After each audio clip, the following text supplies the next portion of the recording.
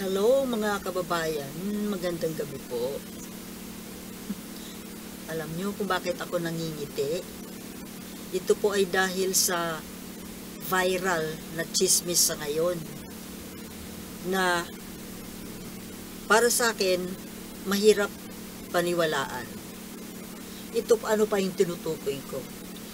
Ito po ay actually kaninang umaga ko pa may napanood ako na isang vlogger na ito yung content niya.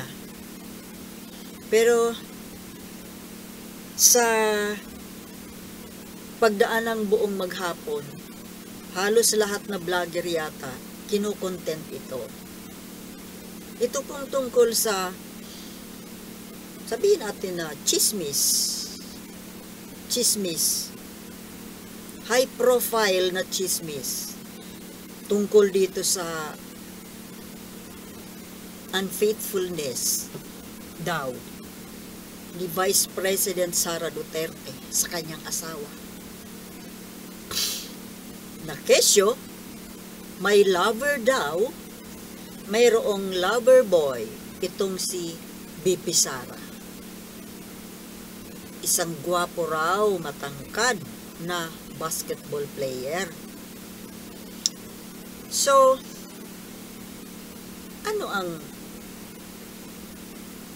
what's the point of discussing this? Unang-una, ito po ay isang very personal na bagay.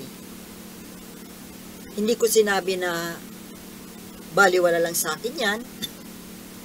Kaya ko po ito kinokontent sa ngayon kasi actually ako parang nahirapan kong i-absorb kasi parang ayaw kong maniwala. Hindi po ako makapaniwala kasi ang tingin ko kay Sara Duterte ay napaka tinong babae, napakasanta, malasanta sa ganda, sa pananalita na parang hindi makabiyak ng mamon. At saka, sa pagkakaalam ko nga, kaya galit ito sa kanyang ama noon sa pambababae. At ayaw niyang pumasok sa Malacanang dahil alam niya na may mga dinadalang mga babae dyan sa loob ng Malacanang. At ayaw niya kumbaga parang ayaw niya makita na may nangyayaring ganito. At yung katotohanan na yung mami niya, yung unang asawa ni Digong, yung nanay ni Sara, hindi yata tumutungtong sa Malacanang, being supposed to be the first lady. Pero ang nakakapasok dyan ay yung second lady na si Hanilet and the daughter. Kaya actually hindi yan dyan pumupunta. At alam ko galit si Sara sa mga babaeng yung mga dumidikit-dikit kay sa tatay niya noon. Ayaw niya ng ganun. So sabi ko, straight siya na babae, matino. Tapos ayan, may asawa, may mga anak na sinisigurado niya na araw-araw nakakauwi siya ng Davao para makapiling niya yung pamilya niya. So sabi ko, napakaulirang ina, ulirang asawa. Kaya parang, at saka kung titingnan niyo siya, di ba, yung kabuuan niya, parang hindi siya gagawa ng ganong klaseng bagay. Pero ito ngayon, ito nga, nagchichismis. At syempre, sabi nga, pag may usok, may apoy. So, anong pakialam natin? Ako, ayokong makialam kung siya ay isang pribadong tao dahil ito ay masyadong personal na bagay. Although, para sa akin, hindi sa nilulook down, kundi hindi po ako agree sa mga babaeng may asawa na kumakaliwa. Ako pwede kong ipagmalaki na sa aming mga magkakapatid, hindi ko kinukumpara, no? Pero yan na talaga ang, kumbaga, ang aming personal culture sa aming magkakapatid na babae. Talagang mga loyal kami sa asawa. Opo. Martir. Anyway, so balik tayo kay Sarah. So ito nga po, parang hindi ako makapaniwala. Hanggang ngayon parang ayaw ko maniwala. Kasi masyadong mataas po ang tingin ko kay Sarah pagdating sa yung moralidad, pagiging babae bilang isang asawa. Bilang isang babae, mataas ang tingin ko. Ngayon, bakit po ito nangyari? Ako sa tingin ko, una kasi dyan, may pinagmanaan. Diba? Yung tatay,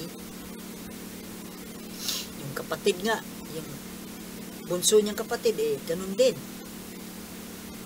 Pangalawa, siguro dala po ng pagkakaroon ng masyadong malaking kapangyarihan. Malakas na kapangyarihan. Diba?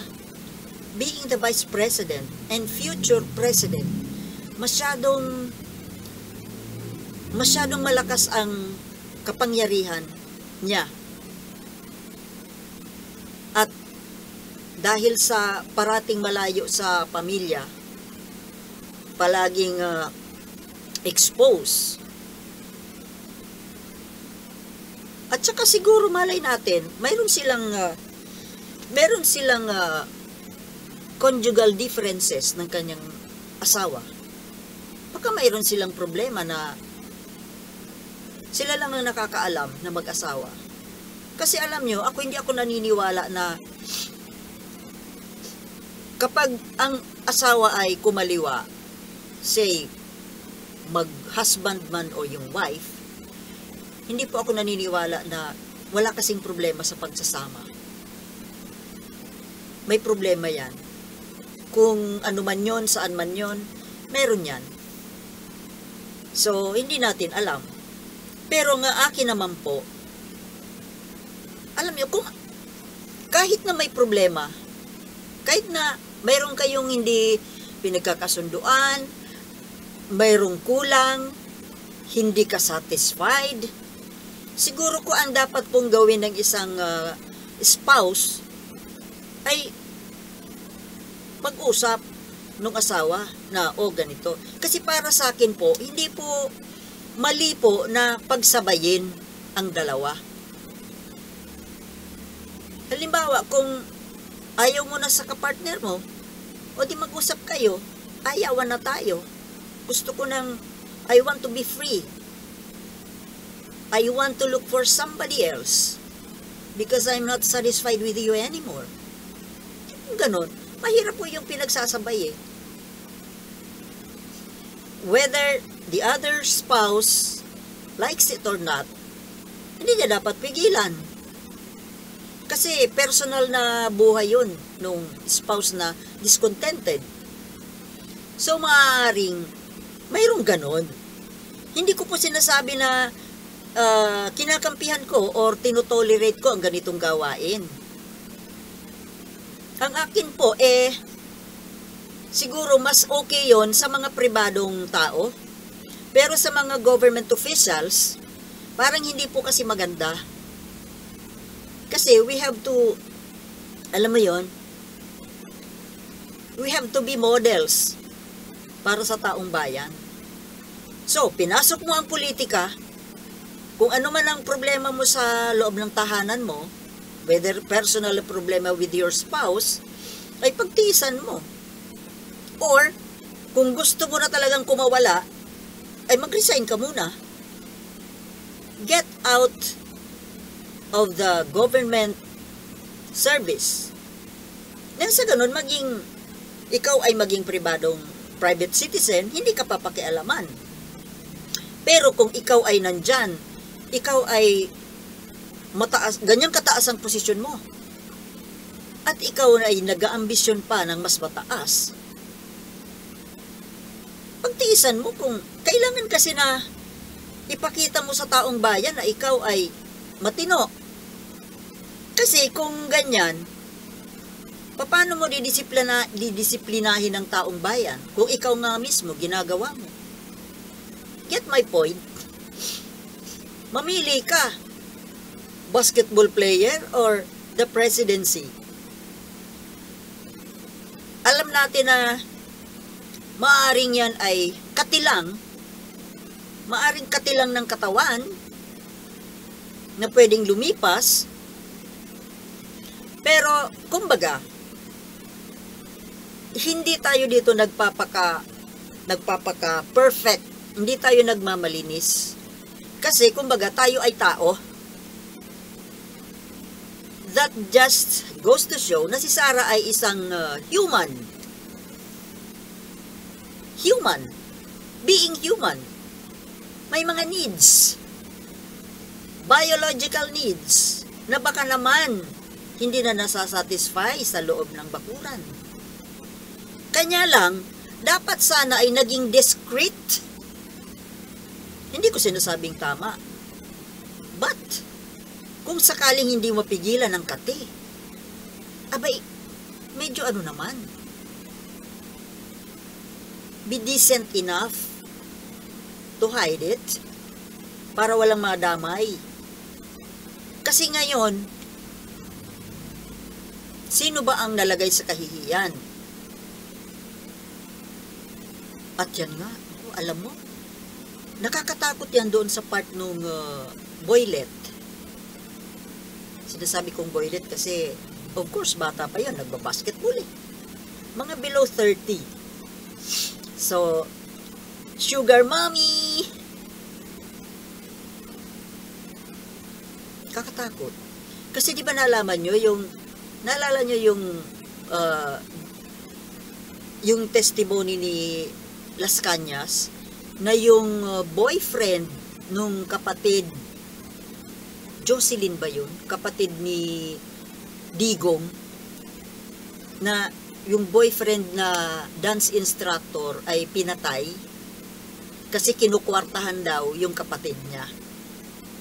Na yun nga, wrong mistaken identity ang nangyari. Kawawa naman yung napatay kasi hindi naman pala yun yung DI.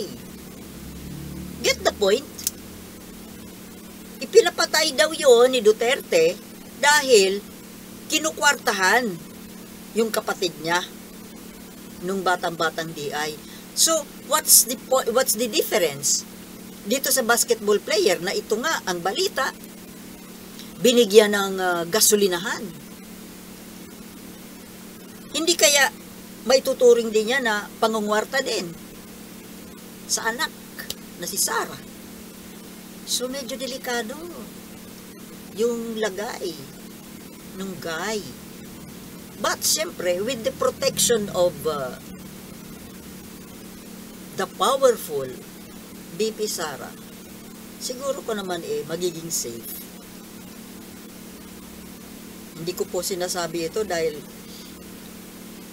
hindi ako pumapabor sa ganyang klaseng gawain. Ang sa akin kasi tao tayo eh. Although ako, ilang taon na akong walang asawa, hindi ako I do not engage in wala sa akin. I don't need it. Gusto ko may kapartner para may kaukausap, may kaharap nagkakape, pero kung magkakaroon, di darating yan.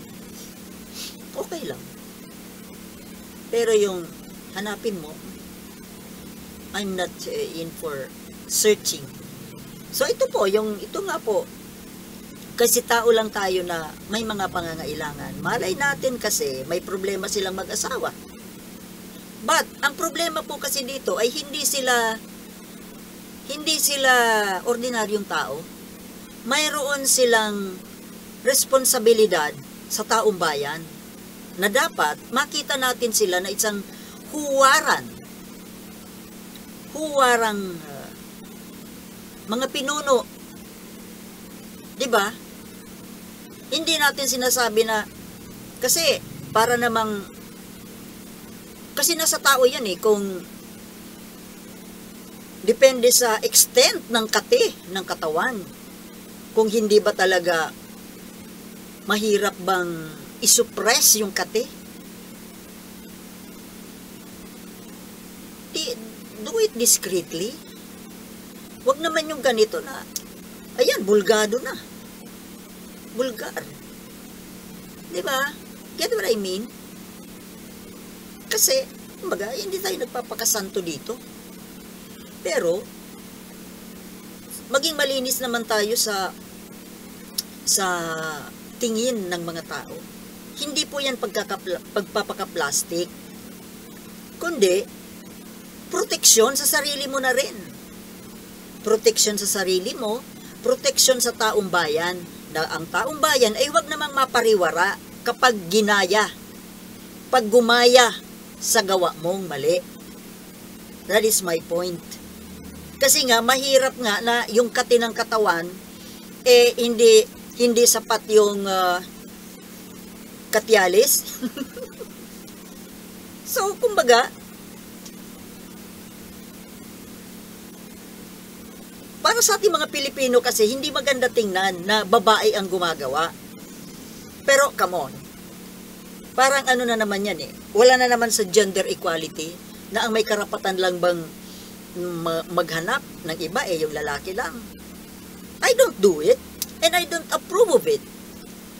Pero, kumbaga, yun ang mahirap sa Pilipino eh. Para sa ang lalaki, kung ano na lang, pwede. Hindi mali. Pero pag babae na ang gumawa, maling-mali. Diba? Maraming gumagawa niyan, mga politiko. Pero, may nachichismis ba? Masyado kasing high profile itong si Sara, kaya ganyan. Nabulgar agad. Kaya, paano kaya ni Sara papatayin itong apoy na ito na lumagalagablab? Abangan natin. Uulitin ko, hindi ako pabor sa ganitong gawain. Whether you're a government official or a private citizen, hindi ako pabor dyan. Kung gusto mong kumain ng ibang ulam, kausapin mo yung asawa mo. Ano ba? Hindi na ako masaya sa'yo. Ikaw ba masaya sa akin? Paano yan? Kung hindi ako masaya, ikaw masaya, pero ako hindi. Mag-usap, di ba? Kasi hindi naman pwede na may nasasaktan. Kagaya niyan. Siyempre, masakit dun sa asawa. Di bali naman lang sana kung sabay kayo na nag-umayaw. Walang problema. Pero paano kung gusto pa nung isa, ikaw lang yung ayaw na? Eh, problema nga yun. Eh, mayroong isang magsasakripisyo kung sino sa inyong dalawa. Di ba? Get my point. O hanggang dito na lamang po.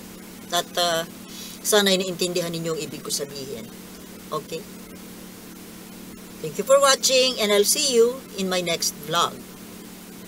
Bye for now and peace.